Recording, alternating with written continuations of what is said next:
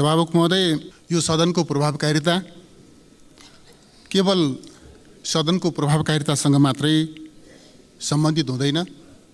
यसको प्रभावकारिता हामीले विगतमा प्राप्त गरेका उपलब्धिहरूको रक्षासँग, खास गरी सङ्घीय लोकतान्त्रिक गणतन्त्रको रक्षासँग अभिन्न रूपमा जोडिन्छ। सदन प्रभावकारी हुन सक्यो, सदनका काम कारबाहीहरू प्रभावकारी हुन सके, त्यसले स्वाभाविक रूपमा सङ्घीय लोकतान्त्रिक गणतन्त्रको जुन संविधान हामीले निर्माण गरेका छौँ 7 दशकभन्दा लामो समयको सङ्घर्षको जगमा, त्यो संविधानको रक्षा, त्यो संविधानको प्रभावकारी कार्यान्वयन र त्यो संविधानले दिशानिर्देश गरेका उपलब्धिहरूलाई प्राप्त गर्दै अगाडि बढ्न सकिन्छ। कदाचित यसमा चुकियो भनेदेखि हामी हाम्रा सामनेमा, मुलुकका सामनेमा कल्पनातीत सङ्कटहरू आइलाग्न सक्छन्। त्यस कारणले सदनको प्रभावकारिता धेरै महत्त्वपूर्ण विषय हो। यो विगतको उपलब्धिको रक्षाका निम्ति र नेपालको सुन्दर भविष्यको सुनिश्चितताका लागि, संविधानको प्रभावकारी कार्यान्वयनका लागि र आम नेपालीको सुन्दर भविष्यका लागि यो सदनको प्रभावकारिता एउटा पूर्व शर्त हो भन्ने मलाई लाग्छ। सभामुख महोदय, तर यो सदनको यो चालु बैठकको समीक्षा गर्दा सभामुख महोदय, मैले दुःखका साथ भन्नुपर्छ, यो सदन जति प्रभावकारी हुनुपर्ने हो, जति उपलब्धिपूर्ण हुनुपर्ने हो, यो सदनको यस बैठकबाट, यस अधिवेशनबाट मुलुकले जे जस्ता प्रतिफलहरू, परिणामहरू प्राप्त गर्नुपर्ने हो, त्यो परिणाम प्राप्त गर्न सकेन। सभामुख महोदय, उपलब्धिहरू प्राप्त हुन सकेन। जरुर करिब 7 महिना सदनको यो अधिवेशनको बैठक चल्यो, तर 7 महिना व्यतीत गरेर आजको बिन्दुमा आइपुग्दा हामीले के उपलब्धि प्राप्त गर्यौँ भनेर समीक्षा गर्ने हो भने वास्तवमा परिणाम निराशाजनक छ। म भन्न चाहन्छु सभामुख महोदय, सदन किन प्रभावकारी हुन सकेन, कसका कारणले प्रभावकारी हुन सकेन। यदाकदा चर्चा हुन्छ संसद सदस्यहरूको, सांसदहरूको कारणले प्रभावकारी हुन सकेन, यदाकदा चर्चा हुन्छ यो सभाका कारणले प्रभावकारी हुन सकेन। सभामुख महोदय, तथ्यले त्यस्तो भन्दैन। यो सदनको काम कारबाही प्रभावकारी हुन नसक्नुमा मुख्य रूपले सरकार जिम्मेवार छ, सरकारको दृष्टिकोण जिम्मेवार छ, सरकारका गतिविधिहरू जिम्मेवार छन्। सभामुख महोदय, कस्तोसम्म अवस्था सिर्जना भयो भनेदेखि मेरो दाबी के छ भन्दाखेरि सरकारले यो सदनलाई प्रभावकारी बन्न दिएन। प्रभावकारी बन्छ कि भन्ने चिन्ताबाट सरकार भयातुर भयो। हुँदा कस्तोसम्म अवस्था सिर्जना भएको छ भन्दाखेरि सदनमा मानिन्छ, दुनियाँभरि मानिन्छ, सदन प्रतिपक्षको। प्रतिपक्षले जब उभिएर बोल्छ, सत्ताले ध्यानपूर्वक सुन्नुपर्छ, त्यहाँ व्यक्त भएका विचारहरूको सच्चाइलाई ग्रहण गर्नुपर्छ, ठिक समयमा ठिक ढङ्गले सम्बोधन गर्नुपर्छ र सदनको आवाज सरकारले सुन्छ भन्ने सन्देश दिनुपर्छ। तर सभामुख महोदय, तपाईँ हाम्रो सामनेमा एउटा तथ्य, एउटा जगजाहेर छ कि सदनमा जायज मागहरू भन्नका लागि, सुनाउनका लागि, ती मागहरू मन्जुर गर्ने ठाउँमा सरकारलाई पुर्याउनका लागि, सत्ता पक्षलाई पुर्याउनका लागि प्रतिपक्षले आवाज मात्रै उठाएर पुगेन। सभामुख महोदय, त्यसका निमित्त ओयल हेर्नुपर्ने अवस्थासम्म सिर्जना भयो, त्यसका निम्ति दबाब दिनुपर्ने अवस्था सिर्जना भयो। हामी चाहन्छौँ अहिले चाहिँ चित पनि मेरा, पट पनि मेरा भन्ने स्टाइलबाट पनि यदाकदा चर्चा हुन्छ। अहिले सत्ता पक्षका मान्य सदस्यजीले जे चर्चा गर्नुभयो, सदनको अवरोधप्रति जुन प्रकारको चिन्ता व्यक्त गर्नुभयो, यो चाहिँ सत्तामा रहँदाका अभिव्यक्तिहरू हुन्। सभामुख महोदय, दुनियाँलाई थाहा छ हिजो उहाँहरू के गर्नुहुन्थ्यो, त्यो पनि थाहा छ। त्यसकारण के ख्याल गर्नुपर्छ भने प्रतिपक्षले जब आवाज उठाउँछ त्यो आवाज सुन्नुपर्छ र त्यसका सच्चाइहरूलाई ग्रहण गर्नुपर्छ, अनि मात्रै सदन अवरोधको स्थिति अन्त्य गर्न सकिन्छ भन्ने त्यो सत्यबोध सरकारलाई हुनुपर्छ भन्ने मलाई लाग्छ। सभामुख महोदय, त्यति मात्रै होइन सभामुख महोदय, अवस्था कस्तो भयो भनेदेखि यो चालु अधिवेशनमा कहीँ नभएको अभ्यास हामीले गऱ्यौँ, कहीँ नभएको अभ्यास हामीले गऱ्यौँ। प्रधानमन्त्रीज्यू विदेश भ्रमणमा जानुभयो, स्वाभाविक छ प्रधानमन्त्री विदेश भ्रमणमा जानुहुन्छ, जानुपर्छ, त्यसलाई हामीले बुझ्ने विषय हो। तर प्रधानमन्त्री विदेशमा गए पनि मुलुकमा कार्यवाहक प्रधानमन्त्री हुन्छ, मुलुकका दैनिक शासन प्रशासनका कामहरू मुलुकको नियमित काम कारबाहीहरू रोकिँदैनन्। तर यहाँ के गरियो भन्दाखेरि प्रधानमन्त्री देशमा नभएको कारणले, प्रधानमन्त्री विदेशमा गएका कारणले भनेर सदन स्थगित गरियो। सदन स्थगित गर्नका निम्ति सरकारले एक ढङ्गले भन्दा दबाब दियो। यो खालको चाहिँ असङ्गत अभ्यास पनि हामीले गरेका छौँ। प्रधानमन्त्रीको विदेश भ्रमणका कारणले जब सदनको काम कारबाही स्थगित गरिन्छ अनि बुझ्नुपर्छ कि सरकारले, सत्ताले यो सदनलाई प्रभावकारी बन्न दिन चाहन्छ वा चाहँदैन, त्यसबाट पनि हामीले अनुमान गर्न सक्छौँ। सभामुख महोदय, यो सदनमा 7 महिना हामीले व्यतीत गऱ्यौँ यो बैठकमा, यो चाहिँ अधिवेशनमा। तर नतिजा के भयो? नतिजा के भयो भनेदेखि एउटा चाहिँ खास गरी यो अनुचित लेनदेनसँग सम्बन्धित ऐनमा संशोधन गर्ने बाहेक अरू कुनै कानुन निर्माणको काम, एउटा काम पनि हामीले अगाडि बढाउन सकेनौँ, बढ्न सकेन। एउटा ऐनमा संशोधन बाहेक ऐन निर्माण गर्ने, ऐन संशोधन गर्ने, कानुन निर्माण गर्ने, कानुन संशोधन गर्ने सदनको एउटा महत्त्वपूर्ण अभिभार हो। तर एउटा ऐनमा संशोधन बाहेक अरू कुनै नयाँ कानुन हामीले निर्माण गर्न सकेनौँ। जे अपेक्षित कानुनहरू थिए सदनमा आउनुपर्ने, ती कानुनहरू पनि आउन सकेनन्। जे आएका छन् तिनीहरूमा पनि अनेक सदनमा कानुनहरू, विधेयकहरू प्रस्तुत हुँदा नहुँदै त्यसमा कन्ट्रोभर्सी, त्यसमा अनेक प्रकारका समस्या र त्यो अगाडि बढ्नै नसक्ने खालको अवस्था सृजना भयो। यसका पछाडि को जिम्मेवार हो? किन सदनमा एउटा मात्रै 7 महिनामा एउटा मात्रै ऐनमा संशोधन गरिन्छ? किन कुनै नयाँ ऐन निर्माण हुन सक्दैन? यसका पछाडि को जिम्मेवार छ?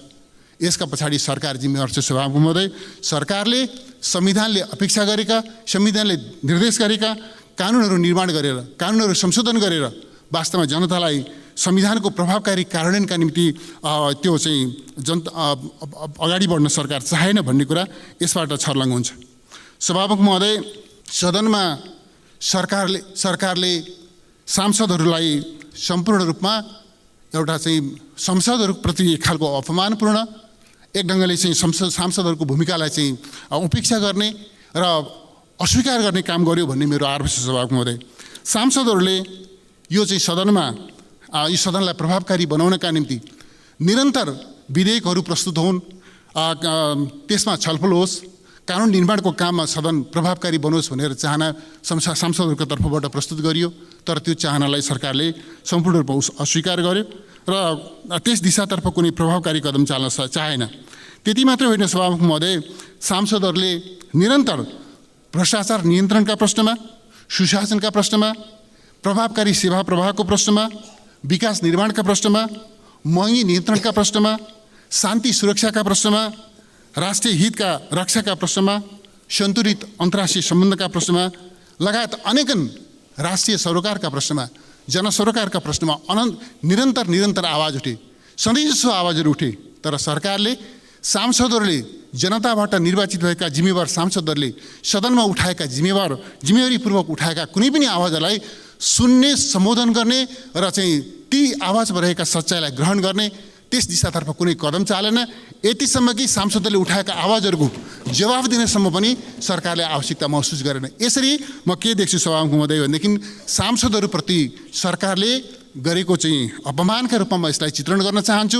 सांसदहरूले आवाज उठाउने र सांसदहरूले उठाएका आवाजलाई पूर्ण रूपमा व्यवस्था गर्ने सरकारको जुन रवैया छ, यो रवैया संसदको गरिमालाई, संसदको महत्त्वलाई, यसको प्रतिष्ठालाई अवमूल्यन गर्ने दिशातर्फ अभिमुख छ भन्ने मेरो आरोप छ। सभामुख महोदय, जब सरकार यस रूपमा सांसदहरूका अभिव्यक्तिप्रति यसरी चाहिँ अनदेखा गरेर प्रस्तुत हुन्छ, त्यसलाई इग्नोर गरेर प्रस्तुत हुन्छ भने सदनको काम कारबाही प्रभावकारी हुन सक्दैन। सभामुख महोदय, यति मात्रै होइन, नेपाल चाहिँ अहिले कस्तो स्थितिमा छ भन्दाखेरि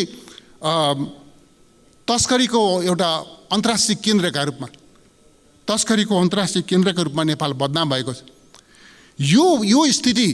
यो स्थिति ओभरनाइट अचानक सिर्जना भएको होइन सभामुख महोदय। यसका पछाडि पृष्ठभूमिहरू छन्।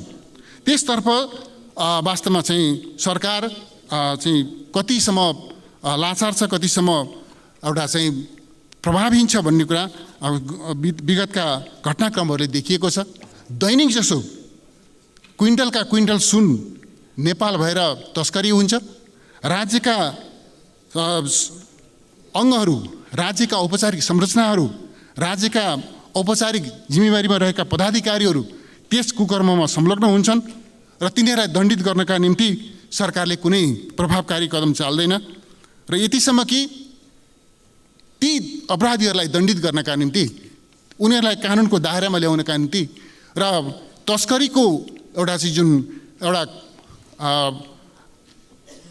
दृष्टिकोणले नेपालको अन्तर्राष्ट्रिय जगतमा जुन बदनाम भएको छवि छ, यसलाई चाहिँ सच्याउनका निम्ति प्रभावकारी कदम चालौँ, निष्पक्ष छानबिन आयोग गठन गरौँ र त्यस मार्फत दोषीहरूलाई दण्डित गरौँ भनेर प्रतिपक्षले उठाएको जायज आवाजलाई सभामुख महोदय लामो समयसम्म सुनिएन। अहिले चाहिँ सदन अवरोध गरेको चाहिँ प्रसङ्गमा यहाँ कुराहरू उठेको छ। निरन्तर आवाज उठाउँदा पनि नसुनेपछि निरन्तर सदन अवरोध गरेरै स्पष्ट हुनुपर्दछ। यदि प्रतिपक्षले सदन अवरोध गरेको थिएन भने, प्रतिपक्षले सशक्त ढङ्गले आवाज उठाएको थिएन भनेदेखि सभामुख महोदय यो सुन तस्करीका सम्बन्धमा जुन जाँच आयोग बन्यो त्यो जाँच आयोग बन्दैन थियो सभामुख महोदय। त्यस कारणले अहिले पनि म के देख्छु भनेदेखि जस्तो भेपमा त्यो भेपको तस्करी, भेप मार्फत भएको 9.5 किलो तस्करीका सम्बन्धमा वास्तवमा त्यो सुन 9.5 किलो हो भनेर यकिन भएको छ, तर त्यो सुन कहाँ छ अहिले पनि त्यो वास्तवमा कुनै त्यसको जानकारी छैन, सरकारसँग त्यो सुन छैन। यसरी तस्करी भएको सुन समेतलाई जो रङ्गी हात पक्रिएको छ त्यसलाई समेत राज्य कोषमा दाखिला गर्न नसक्ने अवस्थामा सरकार छ भन्ने कुरा देखिएको छ सभामुख महोदय। यसरी राज्यका औपचारिक निकायहरूको, औपचारिक पदाधिकारीहरूको संलग्नतामा जुन प्रकारको तस्करी चाहिँ भयो हाम्रो देशमा, भइरहेको त्यसको श्रृङ्खला चल्यो लामो समयदेखि र यसले जुन हाम्रो देशको छवि अन्तर्राष्ट्रिय जगतमा बिग्रिएको छ यसलाई दुरुस्त गर्नका निम्ति अहिले धेरै ठुलो सङ्घर्ष गरेर, धेरै ठुलो दबाब दिएर मात्रै जाँच आयोग बनेको छ सभामुख महोदय।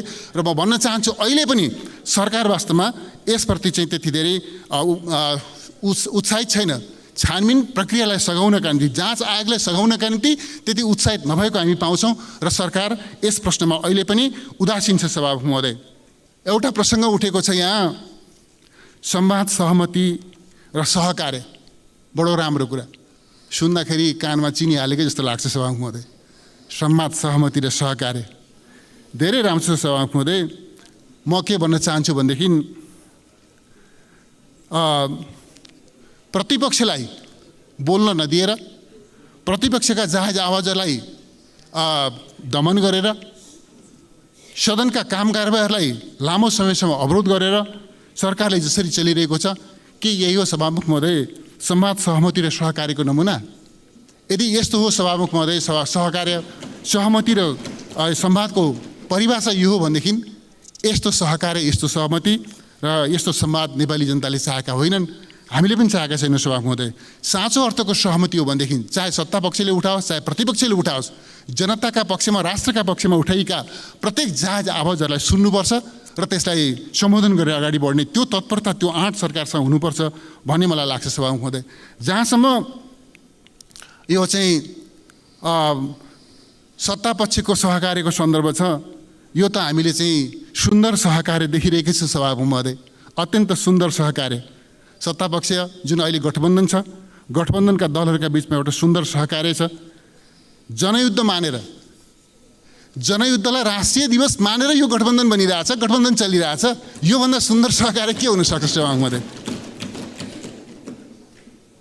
नेपाली कङ्ग्रेस जो अहिले आफूलाई संसदको ठुलो दल मान्छ हो पनि अङ्कगणितका हिसाबले, तर जनयुद्ध मानेर तेस्रो दलको नेतृत्वमा जनयुद्ध दिवस मनाउँदै सायद फागुन 1 गते जनयुद्ध दिवसमा सम्बोधन गर्न जानका लागि नेपाली कङ्ग्रेसका मान्य सदस्यहरू पनि दौरा सुरुवाल सिर ठिकठाक पर्दै हुनुहुन्छ होला। यस हिसाबले त्यो छ स्थिति।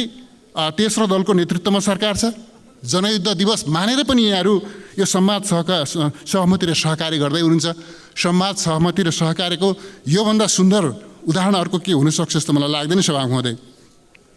सभामुख महोदय, म के भन्न चाहन्छु भनेदेखि फागुन 1 गतेलाई जसरी सरकारले दिवस मनाउने घोषणा गरेको छ, म आग्रह गर्न चाहन्छु यो निर्णय कुनै पनि दृष्टिकोणले चाहे हिजोको द्वन्द्वको दृष्टिकोणले हेर्नुहोस्, चाहे विस्तृत शान्ति सम्झौताको दृष्टिकोणले हेर्नुहोस्, या कुनै पनि दृष्टिकोणले, चाहे सदनमा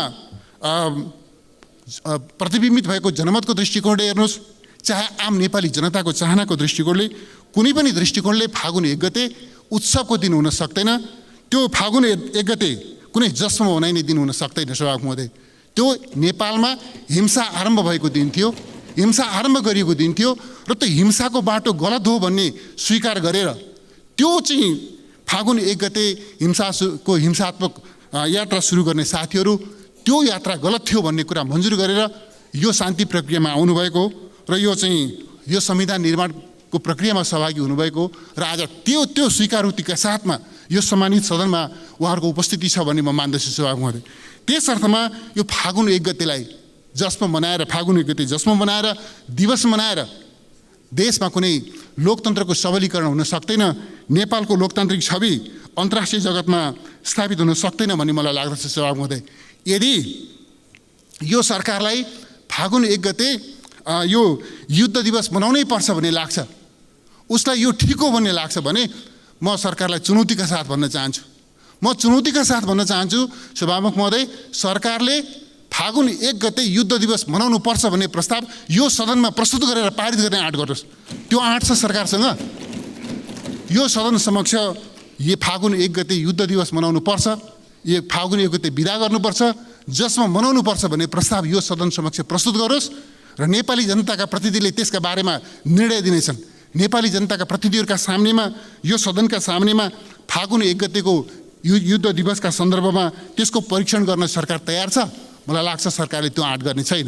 म चुनौतीका साथ भन्न चाहन्छु, सरकारले यो गलत निर्णयबाट पछाडि हटोस्। यदि पछाडि हट्न चाहँदैन भनेदेखि, सिधै पछाडि हट्न चाहँदैन भनेदेखि सदन समक्ष प्रस्ताव लिएर आओस् र सदनको निर्णय मानेर अगाडि बढोस्।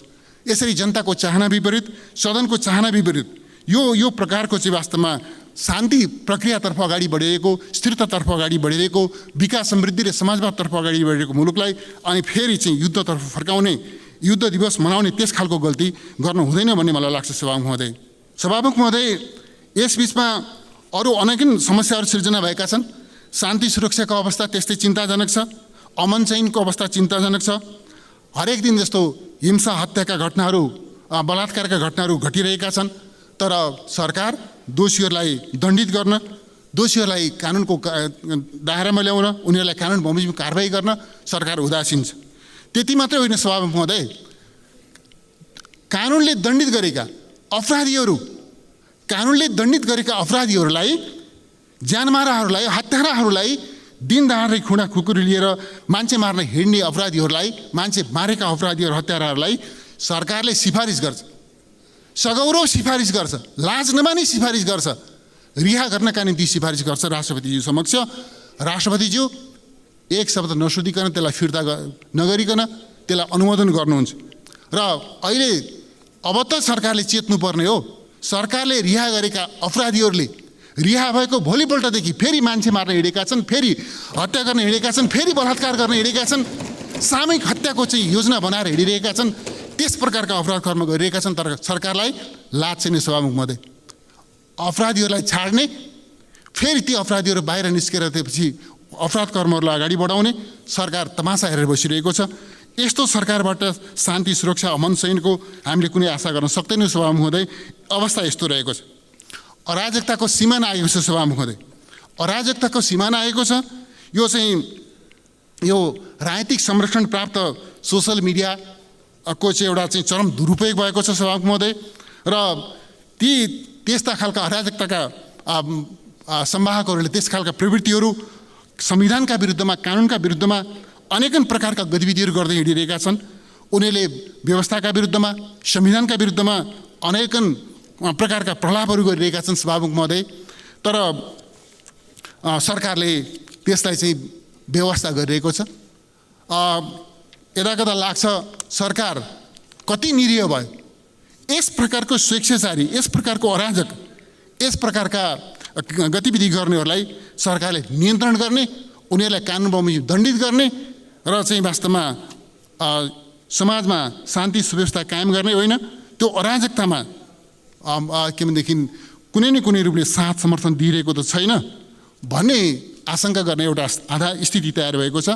यसरी विधिको शासनको सट्टामा कानुन हातमा लिने प्रवृत्ति यति बेला मौलाइरहेको छ।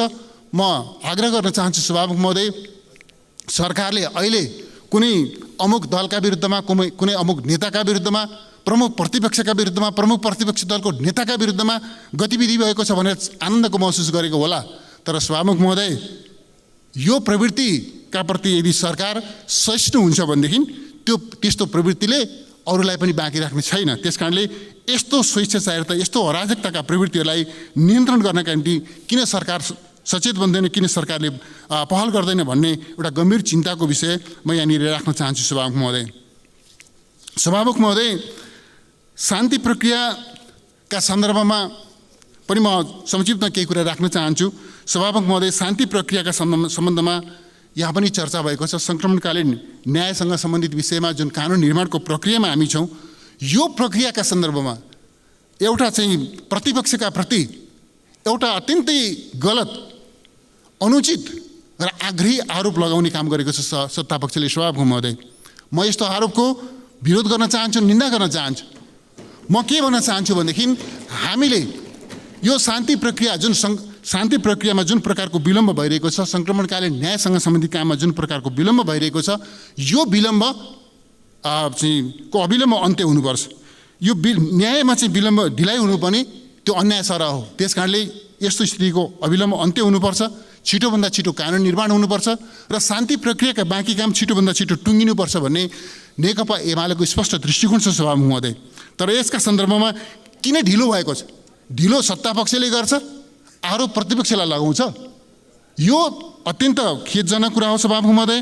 हामी स्पष्ट छौँ, यो सङ्क्रमणकालीन न्यायसँग सम्बन्धित जुन कानुन निर्माणको प्रक्रियामा हामी छौँ, म सत्तापक्षलाई भन्न चाहन्छु, सरकारलाई भन्न चाहन्छु, पीडितलाई न्याय दिने विषयमा केन्द्रित भएर, पीडितले न्याय पाउनुपर्छ भन्ने मान्यतामा केन्द्रित भएर नेपालका अदालतका चाहिँ आदेशहरूलाई पालना गर्ने विषयमा प्रतिबद्ध भएर र मानवाधिकार सम्बन्धी अन्तर्राष्ट्रिय जुन मान्यताहरू छन् ती मान्यताप्रति प्रतिबद्ध भएर यो कानुन निर्माणको कामलाई छिटोभन्दा छिटो टुङ्ग्यौँ भन्ने हाम्रो आग्रह हो सभामुख महोदय। यो गर्नका निम्ति केले रोकेको छ? सत्तापक्षसँग म सोध्न चाहन्छु, सरकारसँग सोध्न चाहन्छु, केले रोकेको छ? पीडितलाई न्याय दिने कुरालाई केन्द्रभागमा राखौँ, अदालतको आदेशलाई पालन गरौँ, मानवाधिकार सम्बन्धी अन्तर्राष्ट्रिय मान्यताहरूमा आधारित भएर अगाडि बढौँ र यो कानुन निर्माणको काम अविलम्ब टुङ्ग्यौँ। हामीले पहिल्यै टुङ्ग्याउन चाहेको, तर सरकारले के चाहिरहेको छ त भन्दाखेरि सभामुख महोदय, यस हिसाबले होइन, सरकार सत्तापक्ष प्रतिपक्षमाथि आरोप थोपरेर यो शान्ति प्रक्रियालाई छिटो टुङ्ग्याउन चाहन्न भन्ने मेरो आरोप छ सभामुख महोदय। त्यसैको एउटा अभिव्यक्ति हो, त्यसैको एउटा कडी हो कि फागुन 1 गतेको युद्ध दिवस। शान्ति प्रक्रिया छिटो टुङ्ग्याउन चाहनेहरूले फागुन 1 गते युद्ध दिवस घोषणा गरेर त्यसपछि चाहिँ शान्तिको वातावरणलाई बिथोल्ने काम गर्दैनन् भन्ने मेरो आरोप छ सभामुख महोदय। सभामुख महोदय, यसबिचमा हाम्रो देशको अर्थतन्त्रको अवस्थाको कुरा गर्ने हो भने अचम्मको अवस्था छ सभामुख महोदय। अर्थतन्त्र सङ्कटमा छ, मन्दीको अवस्थामा छ। यो मन्दीको अवस्थामा छ, सङ्कटको अवस्थामा छ अर्थतन्त्र भन्ने कुरा प्रति सरकार बेखबर छ। मैले यसबिचमा बडो परस्पर विरोधी अभिव्यक्तिहरू मैले सुनिरहेको छु। प्रधानमन्त्रीज्यू भन्नुहुन्छ अर्थतन्त्र सङ्कटमा छ, अपरेसन गर्नुपर्ने, सर्जरी गर्नुपर्ने अवस्थामा पुगेको छ। अर्थमन्त्री भन्नुहुन्छ अर्थतन्त्र ठिकठाकै छ, यो लयमा फर्किँदैछ, दुरुस्त हुँदैछ। अघि पनि मैले सुने लयमा फर्किँदैछ, राम्रो हुँदैछ भन्ने सुने। सभामुख महोदय, के यो अभिव्यक्तिमा सच्चाइ छ? छैन सभामुख महोदय। त्यसकारणले कुन कुरा ठिक हो? प्रधानमन्त्रीजीले भन्नुभएको अर्थतन्त्र सङ्कटमा छ भन्ने कुरा ठिक हो कि अर्थमन्त्रीले भन्नुभएको अर्थतन्त्र ठिकठाक छ, दुरुस्त छ भन्ने कुरा ठिक हो? एउटा सरकारका दुईजना पदाधिकारीले एउटा विषयमा दुईटा विपरीत अभिव्यक्तिहरू गरिरहनु भएको छ, तर हामी मानेर हिँड्न विवश हुनुपर्ने सभामुख महोदय। यस्तो खालको हास्यास्पद अभिव्यक्तिहरू आइरहेको छ। म के राख्न चाहन्छु भनेदेखि तथ्यले हाम्रो देशको अर्थतन्त्र मन्दीमा छ, सङ्कटमा छ भन्ने कुरा बताउँछ। माग छैन, मागमा एकदमै सिग्निफिकेन्टली माग घटेको छ, उत्पादन घटेको छ, आपूर्ति घटेको छ। कारखानाहरू कतिपय बन्द भएका छन्, कतिपय 20 देखि 50% क्षमतामा सञ्चालन भएका छन्। हरेक तेस्रो सटरमा टु लेट लेख्न थालिएको छ। निर्यात घटेको छ, आयात घटेको छ, राजस्व लक्ष्य अनुरूप सङ्कलन हुन सकेका छैन। लक्ष्य अनुरूपकै त्यो चाहिँ साधारण खर्च पनि धान्न नसक्ने अवस्था सिर्जना भएको छ। अन्तर्राष्ट्रिय सहयोग, चाहे त्यो अनुदानको कुरा गर्नुहोस् चाहे ऋणको कुरा गर्नुहोस्, त्यो सहयोगमा उल्लेखनीय चाहिँ गिरावटको अवस्था छ। ट्रेजरी डिफिसिटको कुरा गर्नुहुन्छ भनेदेखि ट्रेजरी डिफिसिटको अवस्था चिन्ताजनक छ। यो चाहिँ हामीले अहिलेसम्म पहिलो त्रैमासिकमा आन्तरिक ऋण उठाउने गरेका होइनौँ सभामुख महोदय। आन्तरिक ऋण अहिले कस्तो अवस्था देखा पर्यो भने आर्थिक वर्षको पहिलो त्रैमासिकमा सरकारले आन्तरिक ऋण उठाएको छ, 95 अर्ब आन्तरिक ऋण उठाएको छ। 95 अर्ब आन्तरिक ऋण उठाउँदा पनि ट्रेजरी डिफिसिट 1.5 खर्ब छ। 150 अर्ब ट्रेजरी डिफिसिट छ आजका मितिमा। 95 पहिलो त्रैमासिकमा तपाईँ चाहिँ यो 95 अर्ब राजस्व चाहिँ आन्तरिक ऋण उठाउनुहुन्छ र पनि 1.5 खर्बको चाहिँ ट्रेजरी डिफिसिट छ भनेपछि हाम्रो देशको आर्थिक अवस्था कहाँनिर छ भन्ने कुरा यसले बताउँछ सभामुख महोदय। सार्वजनिक ऋण बढेको छ, बाह्य ऋणभन्दा आन्तरिक ऋण बढेको छ। उद्योगीहरू व्यवसायहरू ब्याङ्कको ब्याज र किस्ता तिर्न नसक्ने अवस्थामा पुगेका छन्। डिफल्टरहरू कालो सूचीमा पर्नेहरूको सङ्ख्या गुणात्मक रूपले बढ्न थालेको छ। ब्याज दर महँगो छ, बैङ्कमा तरलता छ तर ऋण लिन चाहने मानिसहरू छैनन्। समस्या झनपछि झन विकराल बन्दैछ। तर सरकार यस्तो सङ्कटपूर्ण बनिरहेको अर्थतन्त्रको अवस्थाका बारेमा बेखबर छ र यसप्रति चाहिँ एक ढङ्गले भन्दाखेरि बेसरोकार भएर सरकार चलिरहेछ। सरकारले समस्या समाधान गर्नका लागि व्यवसायहरूका, आर्थिक क्षेत्रका, निजी क्षेत्रका, उत्पादनका क्षेत्रका प्रतिनिधिहरूको कुरा सुन्ने, समस्या समाधान गर्ने होइन सभामुख महोदय। सरकार उद्योगी व्यवसायहरूको भय दोहन गर्ने, उनीहरूमाथि डन्डा बर्साउने, उनीहरूलाई त्रसित आतङ्कित तुल्याउने त्यो काममा लागिरहेछ। समस्या कहाँनिर छ त्यसको समाधान के हो त्यसतर्फ लाग्ने होइन। समस्या समाधानका निम्ति सहजीकरण गर्ने होइन, समस्या समाधानका उपाय लिएर प्रस्तुत हुने होइन। उद्योगीहरूमाथि, व्यवसायहरूमाथि, आर्थिक क्रियाकलापका हरेक क्षेत्रमाथि त्यस हिसाबले चाहिँ सरकार एउटा चाहिँ डन्डा बर्साउन उद्यत भएको छ, त्रसित तुल्याएको छ र उनीहरूलाई आतङ्कित तुल्याएको छ। सहकारीको क्षेत्र भन्नुहोस् लगायतका अरू क्षेत्रहरूको अवस्था त्यस्तै चिन्ताजनक अवस्थामा छ। अवस्था कस्तो छ सभामुख महोदय भनेदेखि एकातिर पुँजीगत खर्च हुन सकिरहेको छैन, पुँजीगत खर्च हुन सकेन भनिएको छ। अर्कोतर्फ सरकारले सम्पन्न भएका आयोजनाहरूको भुक्तानी दिन सक्दैन। दसैँभन्दा अगाडि म चाहिँ सम्पन्न आयोजनाको भुक्तानी दिन्छु भनेर अर्थमन्त्रीजीले बोल्नुभयो, पब्लिकली स्टेटमेन्ट दिनुभयो। तर आज पनि निर्माण सम्पन्न भएका आयोजनाहरूको भुक्तानी दिन सकिरहेको छैन सरकारले। यस्तो अवस्था छ। राजस्वले साधारण खर्च धान्न नसक्ने कुरा स्पष्ट भइसक्यो। पेन्सन दिन, तलब दिन, दैनिक शासन प्रशासनका काम सञ्चालन गर्न, त्यो चाहिँ ऋणको समावेश तिर्न, त्यो नसक्ने अवस्थामा आइपुग्यो। पहिलो त्रैमासिकमै 95 अर्ब आन्तरिक ऋण उठाइसक्यो सरकारले तलबका निम्ति, पेन्सनका निम्ति, यो चाहिँ साधारण खर्चका निम्ति भनेपछि अवस्था कहाँनिर छ हाम्रो देशको अर्थतन्त्र। मुद्रास्फीति उच्च दरमा अगाडि बढेको छ। अहिले सरकारी आँकडाहरूले भन्छन् 8.64%मा मूल्य उपभोक्ता मूल्य वृद्धि 8.64% पुगेको छ। चिनीको, जिराको, चामलको अघि पनि चर्चा भयो हाउसमा कि लगायतका अन्य उपभोग्य वस्तुहरू, खाद्यान्न लगायतका उपभोग्य वस्तुहरूको मूल्य आकाशित छ। कस्तो अवस्था छ भनेदेखि सभामुख महोदय, हामी अब यो चाहिँ मुद्रा विनिमयबाट कतै वस्तु विनिमयतिर फर्किँदै त छैनौँ, सरकारले त्यतातिर डोर्याउँदै त छैन भने जस्तो स्थिति देखा पर्दैछ। यसबिचमा यो चाहिँ डिडिसीले, दुग्ध विकास संस्थानले किसानहरूलाई दुधको मूल्य दिन नसकेर उसले चाहिँ दुधको सट्टामा तिमीलाई घिउ दिन्छु, घिउ लिएर जाऊ भनेर उसले चाहिँ किसानहरूलाई सार्वजनिक रूपमा त्यस खालको आह्वान गर्यो सभामुख महोदय। यो लज्जाको विषय हो। अब के हामी अब मुद्रा विनिमय यो चाहिँ मुद्राको विनिमयबाट वस्तु विनिमयतिर फर्किने हो, आदिम युगतिर फर्किने हो सभामुख महोदय? हामी त्यहाँ पुगेका हौँ। दुधको सट्टामा घिउ लिएर जाऊ के भन्न खोजे आयो, तर सरकार बेखबर छ। ब्याङ्क तथा यो वित्तीय संस्थाहरूको कर्जाको गुणस्तर कमजोर छ। सेयर मार्केट प्रतिदिन ओह्रालो लागिरहेछ, सरकारलाई कुनै चासो कुनै चिन्ता छैन, केही मतलब छैन। र अहिले देखिएको के छ भने अघि पनि मैले चर्चा गरेँ, प्रधानमन्त्री र अर्थमन्त्रीका विपरीत भनाइहरू, अर्थमन्त्री र गभर्नरका बिचका मनमुटावहरू ती छरपष्ट रूपमा आइरहेका छन्। जब राज्यको अर्थतन्त्रको बागडोर सम्हालेका संस्थाहरू र पदाधिकारीहरूका बिचमा एउटा साझा दृष्टिकोण हुँदैन, समस्यालाई बुझ्ने र समाधान गर्ने साझा तत्परता हुँदैन भनेदेखि सभामुख हुँदै मुलुकले बिहोर्ने यस्तै खालको अवस्था हो।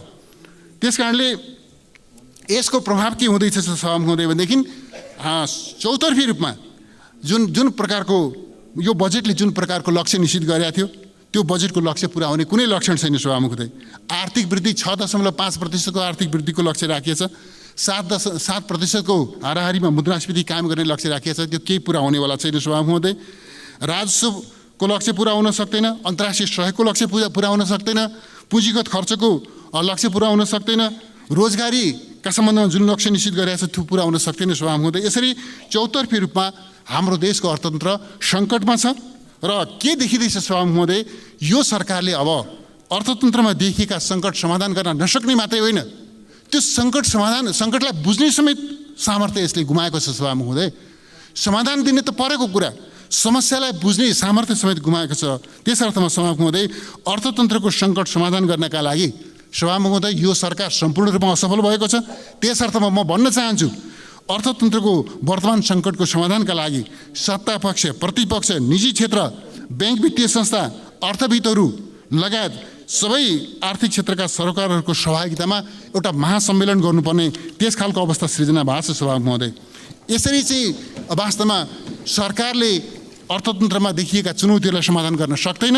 यसको निमित्त सत्तापक्ष, प्रतिपक्षदेखि लिएर सबै सरकारवालाहरूलाई सहभागी बनाएर एउटा चाहिँ अर्थतन्त्रको सङ्कट र यसको समाधानका सम्बन्धमा एउटा महासम्मेलन गर्नुपर्ने अवस्था सिर्जना भयो र यो सरकारको नेतृत्वमा अर्थतन्त्रका सङ्कटहरू समाधान हुँदैनन् भन्ने कुरा छर्लङ्ग भयो सभामुख महोदय। त्यसै गरी यो पूर्वाधार निर्माणका सन्दर्भमा त्यस्तै अवस्था छ सभामुख महोदय। के भएको यो बनेका सम्पन्न भएका आयोजनाहरू सञ्चालन गर्न सक्दैन यो सरकारले। भैरवा विमानस्थल बनेको छ, पोखरा विमानस्थल बनेको छ, सञ्चालन गर्न सक्दैन। अरू निर्माण दिने आयोजनाहरू अगाडि बढ्न सक्दैनन्। भेरी बबई डाइभर्सन आयोजना, सुनकोशी मरिन डाइभर्सन आयोजना, हुलाकी राजमार्ग, मदन भण्डारी राजमार्ग, पुष्पलाल राजमार्ग, पूर्व पश्चिम राजमार्ग, पृथ्वी राजमार्ग लगायतका जति पनि निर्माण दिने आयोजनाहरू छन्, स्तरोन्नतिका आयोजनाहरू छन्, यी आयोजनाहरूको निर्माण कार्य ठप्प प्राय भएको छ। कुनै पनि आयोजनाहरू सन्तोषजनक ढङ्गले अगाडि बढ्न सकेका छैनन्। हिजो सुरु गरेका कैयौँ आयोजनाहरूको बजेट कटौती गर्ने, तिनीहरूलाई कार्यक्रमको सूचीबाट हटाउने काम त सरकारले गर्यो। चालु अवस्थाका आयोजनाहरू पनि ठप्प प्राय अवस्थामा रहेका छन्। त्यस्तै गरी शिक्षाको अवस्था त्यस्तै चिन्ताजनक अवस्थामा छ सभामुख महोदय। कस्तो छ भनेदेखि अहिले हाम्रो चाहिँ देशको श्रम शक्ति, विदेशी निक्रम दैनिक रूपमा 2200 जति श्रम शक्ति अन्तर्राष्ट्रिय श्रम बजारमा बाहिरिने क्रम छ। त्यो चाहिँ त्यसमध्ये करिब 2200 भन्दा बेसी, त्यसमध्ये करिब 2100 श्रमका लागि र करिब 300 वास्तवमा चाहिँ अध्ययनका लागि दैनिक रूपमा यो यति ठुलो सङ्ख्यामा हाम्रो देशको श्रम शक्ति, युवा विद्यार्थीहरू बाहिरिने क्रम छ। यसलाई रोक्नका निम्ति कुनै चिज छैन, तर सरकारले देशमा मापदण्ड पुरा गरेका मेडिकल कलेजहरू खोल्न नदिने, नर्सिङ कलेजहरू सञ्चालन गर्न नदिने र चिकित्सा शिक्षा र अरू प्राविधिक शिक्षामा नियोजन गर्ने, नियन्त्रण गर्ने र +2 सकेपछि सबै विद्यार्थीहरू विदेश जाउन् भन्ने, विद्यार्थीहरू मात्रै होइन हाम्रो पुँजी पनि विदेश पलायन हुने त्यस खालको नीति यसले लिएको छ। यतिसम्म यो सरकार आग्रही छ कि यतिसम्म पूर्वाग्रही छ कि मदन भण्डारी प्रौद्योगिक विश्वविद्यालय गठन आदेश जुन थियो, जुन गठन आदेशका आधारमा यो विश्वविद्यालयको काम कारबाही अगाडि बढेको थियो, सरकारले यो गठन आदेशको म्याद नथपेर प्राविधिक शिक्षाप्रति र सँगसँगै जननेता मदन भण्डारीप्रति पनि एक प्रकारको आग्रह राखेको छ सभामुख महोदय। यसरी चाहिँ यो चाहिँ शिक्षा नियोजनको बाटोमा यो सरकार एउटा चाहिँ नाङ्गो ढङ्गले अगाडि बढेको छ र सभामुख महोदय यो सरकारको नेतृत्वमा देश अगाडि बढ्न सक्दैन। देशले कुनै सुशासन, कुनै शान्ति सुव्यवस्था र विकास समृद्धि के हासिल गर्न सक्दैन भन्ने कुरा छर्लङ्ग भएको छ सभामुख महोदय। म सभामुख महोदय एउटा प्रसङ्ग यहाँनिर राख्न चाहन्छु सभामुख महोदय। यो सदनका जिम्मेवार मान्य सदस्यहरूले अत्यन्तै जिम्मेवारीका साथमा एउटा प्रसङ्ग उठाउनुभयो। छिमेकी मित्र राष्ट्र भारतका प्रधानमन्त्री महामहिम नरेन्द्र मोदीजी केही समय अगाडि नेपालको कालापानी क्षेत्रमा, कुटियाङ्ती लगायतको क्षेत्रमा आउनुभयो। उहाँको भ्रमण कस्तो भ्रमण हो? सरकारले आमन्त्रण गरेको हो कि निम्ता गरेको हो कि होइन, कि उहाँ किन आउनुभएको, कसरी आउनुभएको, के गरेर जानुभयो, त्यसका बारेमा सदनलाई सरकारले जानकारी दियोस् भनेर निरन्तर मान्यज्यूहरूले आवाज उठाउनु, सदनमा आवाज उठ्यो। सभामुख महोदय, यो सरकार कति लाचार छ भनेदेखि उहाँ आउनुभएको हो, आउनुभएको होइन यो पनि भन्न सक्दैन। हामीले निमन्त्रणा गरेका हौँ, निमन्त्रणा गरेका होइनौँ पनि भन्न सक्दैन। उहाँ किन आउनुभएको थियो, के गरेर जानुभयो, त्यो कुरा पनि भन्न सक्दैन। के भएको सभामुख महोदय यस्तो? यो तहको लाचारी किन? यसरी चाहिँ यो खालको लाचारी हामी देखिरहेका छौँ सभामुख महोदय। समग्रतामा भन्दा सभामुख महोदय, म के आग्रह गर्न चाहन्छु भनेदेखि अहिले यहाँ अघि पनि चर्चा भयो, सत्तारूढ दलका मान्य सदस्यले चर्चा गर्नुभयो कतिपय संविधान असफल पारिए भनेर। म भन्न चाहन्छु सभामुख महोदय, यसभन्दा अगाडिका सबै संविधान असफल पार्न लायक थिए, त्यस कारणले असफल पारिएका। के त्यो तिनको काम थिएन? त्यसो भएर यो संविधान निर्माण गरेको हामीले राजतन्त्रको अन्त्य गर्नुपर्ने, सङ्घीय लोकतान्त्रिक गणतन्त्र स्थापना गर्नुपर्ने, तदनुकूलको संविधान निर्माण गर्नुपर्ने, अनि मात्रै मुलुक अगाडि बढ्न सक्ने भएको हुनाले हामीले यो संविधान निर्माण गरेको, त्यसको निम्ति राजतन्त्रको अन्त्यको निम्ति हामीले आन्दोलन गरे हो। त्यस कारणले यसभन्दा अगाडिका संविधान असफल भयो भनेर आँसु चुहाउने होइन सभामुख महोदय। यो संविधानको प्रभावकारी कार्यान्वयन हामीले तत्परता लिनुपर्छ, अग्रसरता लिनुपर्छ। अब हामीले पुराना संविधानको सम्झनाद्वारा निर्देशित हुने होइन सभामुख महोदय। हामी यो संविधान नेपाली जनताको रगतको मूल्यमा निर्माण भएको यो संविधानको जगमा उभिएर यसले दिशानिर्देश गरे अनुरूप अगाडि बढ्नुपर्छ, यसले परिकल्पना गरे अनुरूप हामीले चाहिँ अगाडि बढ्नुपर्छ सभामुख महोदय। मान्य सदस्य म सकिहालेँ। सभामुख महोदय, एउटा अत्यन्तै एउटा दुःखद प्रसङ्ग छ कि हामीले यो सदनका अत्यन्त मूर्धन्य व्यक्तित्व, संविधान निर्माणको प्रक्रियामा नेतृत्वदायी भूमिका निर्वाह गर्नुभएका नेता, संविधान सभाका अध्यक्ष, यो सदनका सम्मानित सदस्य माननीय सुभाष नेमाङज्यूलाई सदाका निम्ति गुमाएका छौँ। उहाँ हाम्रो बिचमा हुनुहुन्न, तर उहाँका योगदानहरू हाम्रो स्मृतिमा छन्। उहाँका योगदानहरूलाई हामी लामो समयसम्म याद गरिरहनेछौँ र त्यसबाट निर्देशित भइरहनेछौँ भन्ने पनि म विश्वास व्यक्त गर्न चाहन्छु। र दिवंगत मान्य सुभाष नेमाङज्यूप्रति भावपूर्ण श्रद्धाञ्जली व्यक्त गर्न चाहन्छु। त्यसै गरी इजरायलमा मारिएका नेपालीहरूप्रति र देशमा विभिन्न प्रकारका प्राकृतिक विपत्तिहरूमा मारिएका सबै नेपालीहरूप्रति भावपूर्ण श्रद्धाञ्जली व्यक्त गर्न चाहन्छु। र भन्न चाहन्छु सभामुख महोदय कि यो सरकारले सकेन भने भन्ने कोणबाट जुन चर्चा भएको छ, छर्लङ्ग भइसक्यो। यो सरकारले सक्दैन। अब यो सरकारले सक्दैन भन्ने कुरा प्रत्येक नेपालीलाई थाहा भइसक्यो। यो सरकारले सक्दैन भन्ने कुरा यो सम्मानित सदनलाई थाहा भइसक्यो। सभामुख महोदय, कस्तो समय स्थिति देखा पर्यो भनेदेखि यो सदनका सम्मानित सदस्यले, मान्य सदस्यले जनताका जायज मागहरू पुरा भएनन् भनेर सरकारका विरुद्ध आमरण अनसन गर्नु पर्यो।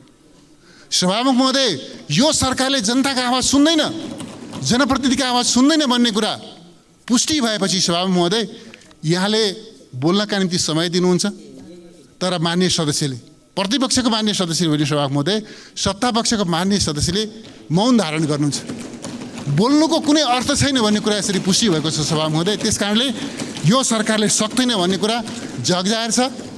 यो सरकारले सक्दैन भन्ने कुरा जुन दिन यो सदनले महसुस गर्छ, यो सरकारले सकेन भन्ने कुरा जुन दिन यो सदनले महसुस गर्छ, त्यसपछि सायद देश सकारात्मक दिशामा अगाडि बढ्छ होला। त्यसका निमित्त त्यो क्षणको प्रखाई सायद यो सदनको पनि छ, आम नेपालीको पनि छ। यिनै कुराहरू यहाँसँग राखेर वास्तवमा यो सदन जति उपलब्धिपूर्ण हुनुपर्थ्यो, यो बैठक जति उपलब्धिपूर्ण हुनुपर्थ्यो, त्यति उपलब्धिपूर्ण हुन सकेन। सरकारका मान्य सदस्यहरूको कारणले होइन, म सत्ता पक्षका प्रतिपक्षका कुनै पनि माननीय सदस्यलाई यसका निम्ति जिम्मेवार ठान्दिने सभामुख हुँदै सरकारको अकर्मण्यताका कारणले, सरकारको सदन छल्ने प्रवृत्तिका कारणले, प्रधानमन्त्रीको अनुपस्थितिमा सदनलाई चल्न नदिने दृष्टिकोणका कारणले गर्दाखेरि यो सदन प्रभावकारी हुन सकेन। तर आउने दिनमा यस्तो खालको दुःखद प्रवृत्तिको पुनरावृत्ति नहोस्, यही हार्दिक आग्रहका साथमा आफ्नो भनाइ टुङ्ग्याउँछु। धन्यवाद।